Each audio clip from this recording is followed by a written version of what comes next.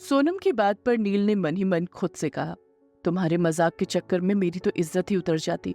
नील सोनम को लेकर गार्डन में आ गया और ये देखकर निहाल ने एक चैन की सांस ली। रुद्र और किट्टू काफी देर तक सोते रहे। किट्टू की आंख खुली तो उसने खुद को रुद्र के सीने पर पाया।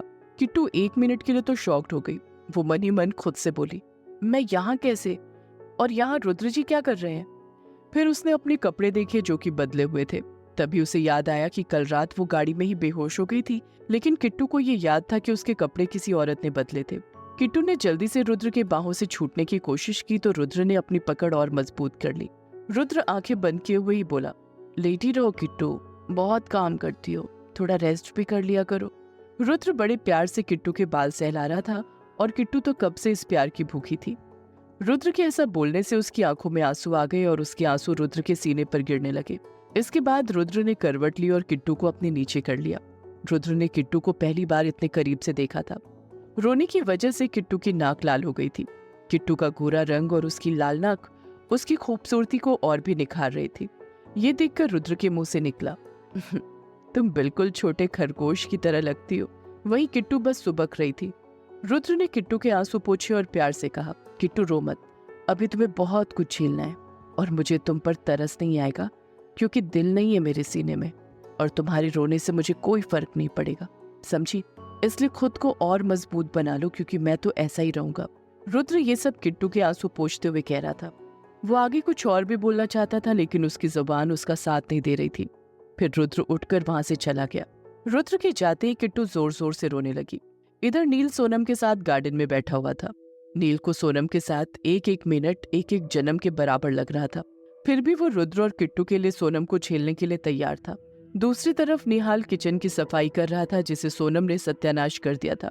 किट्टू जब रेडी होकर नीचे आई तो उसकी नजर निहाल पर पड़ी। निहाल से किचन साफ तो नहीं हो रहा था लेकिन वो जैसे तैसे किचन को समेट रहा था। वो तो बस किट्टू की हेल्प करना चाहता था।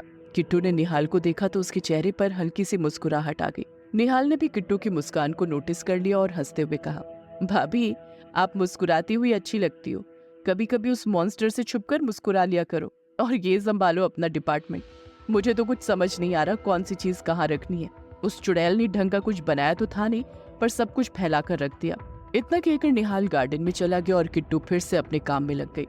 निहाल जब गार्डन में पहुंचा तो उसने देखा सोनम नील के बहुत करीब बैठकर बातें कर रही थी और नील बहुत ज्यादा अनकंफर्टेबल फील कर रहा था, लेकिन फिर भी सोनम नील से चिपक कर बैठी हुई थी।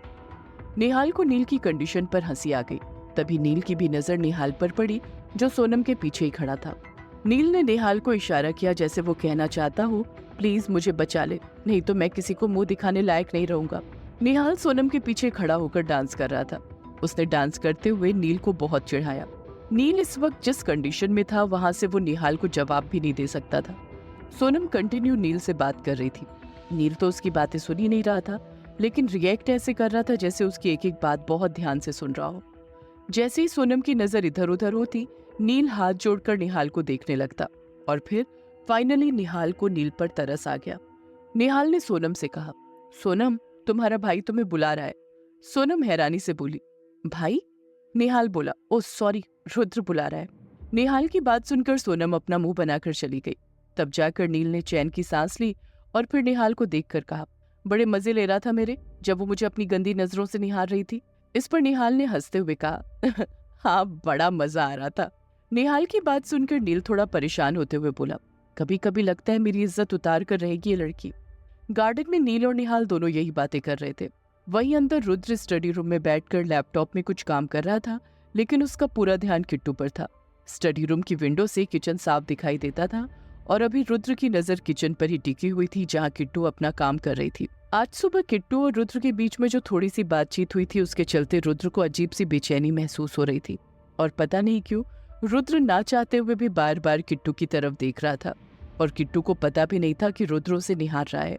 वहीं वो तो बस अपना काम किए जा रही थी। आज रुद्र ऑफिस भी नहीं गया क्योंकि उसका मन नहीं था कि वो ऑफिस जाए। आज उसका मन सिर्फ ये कह रहा था कि वो किट्टू को ही देखता रहे। तभी वहां पर सोनम आ गई। सोनम ने पूछा, रुद्र तुम मुझे बुला रहे थे? लेकिन रुद्र ने सोनम की बात सुनी ही नहीं क्योंकि उसका ध्यान किट्टू पर था। सोनम ने फिर से कहा, रुद्र तुम मुझे बुला रहे थे? रुद्र ने उसे देखा और हल्के गुस्से में कहा, गेट आउट नाउ। रुद्र ने सोनम से ऐसा इसलिए कहा क्योंकि सोनम उसे किट्टू को देखने में डिस्टर्ब कर रही थी, पर सोनम भी एक अमीर बाप की बेटी थी।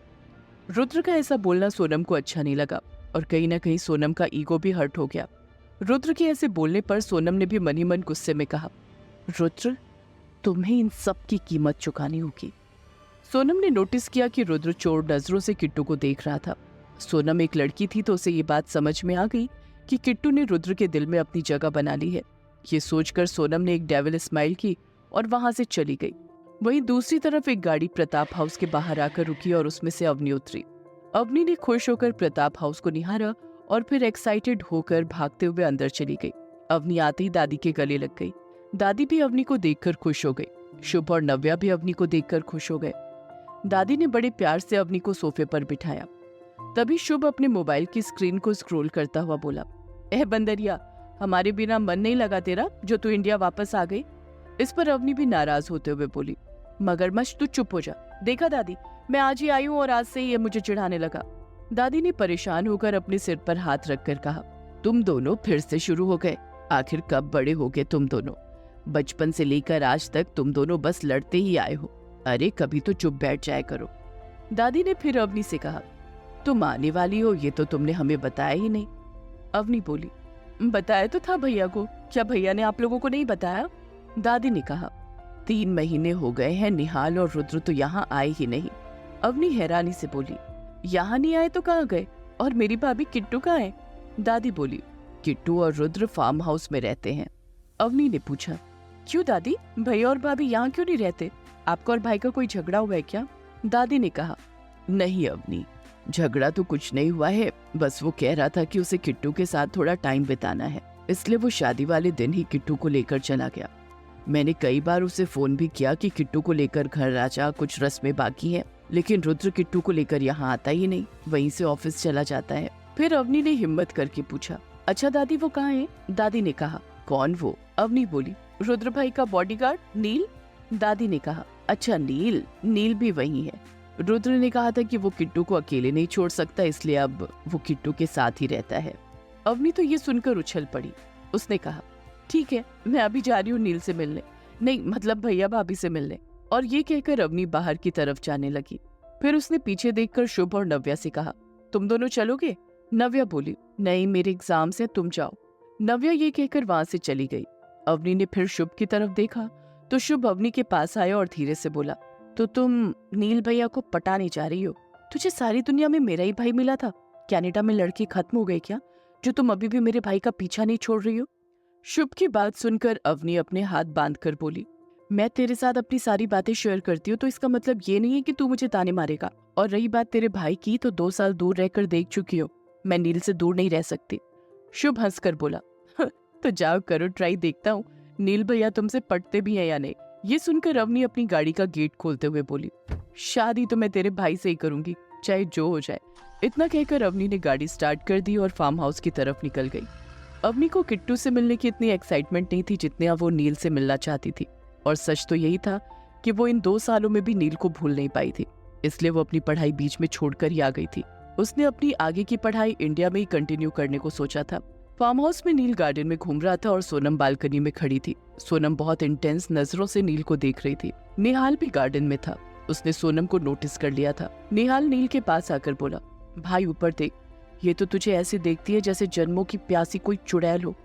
नील बोला, भाई मुझे बचा ले, मेरी इज्जत खतरे में है। निहाल ने हंसते हुए कहा था ना तुझे कि ज्यादा जिम मत जाया कर, अब भुगत। बहुत हैंडसम बना घूमता है ना, तो अब ये प्यासी चुड़ैल तुझसे ही अपनी प्यास बुझाएगी।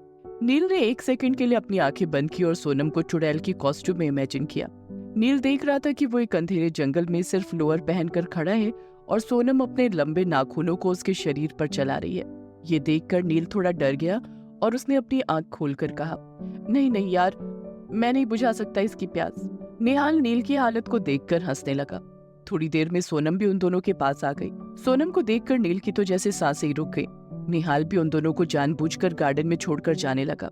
नील निहाल को रोकना चाहता था, लेकिन निहाल ने जानबूझकर नील को एक आंख मारी, फिर मुस्कुराकर चला गया। सोनम नील के करीब आकर अपने नाखूनों से खेलने लगी। ये सब देखकर नील को और भी ज्यादा डर लगने लगा, क्योंकि उसने सपने में भी ऐसे ही सोनम को देखा था। वहीं सोनम ने बड़े ही प्यार से कहा, नील, आज मेहता ग्रुप की पार्टी है, तुम भी चलो ना हमारे साथ, हम साथ में एंजॉय करेंगे। नील ने अपनी घबराहट को कंट्रोल करते हुए कहा, अब सोनम, मैं तो बस एक मामूली सा बॉडीगार्ड हूँ, फिर मैं इतनी बड़ी पार्टी में कैसे जा सकता हूँ? सोनम ने कहा, मामूली सी बॉडीगार्ड तुम रुद्र के लिए हो, मेरे लिए तो तुम बहुत ज्यादा स्पेशल हो, तुम बस हाँ कहो। नील ने कहा, नहीं सोनम, मुझे पार्टी वार्टी में जाना ज्यादा पसंद नहीं है, तो मैं यही ठीक हूँ, और मैं ये नहीं चाहता कि रुद्र को हम दोनों पर शक हो जाए। क्या रुद्र को प्यार का एहसास हो गया है? और क्या होगा अवनी के एक तरफा प्यार का अंजाम?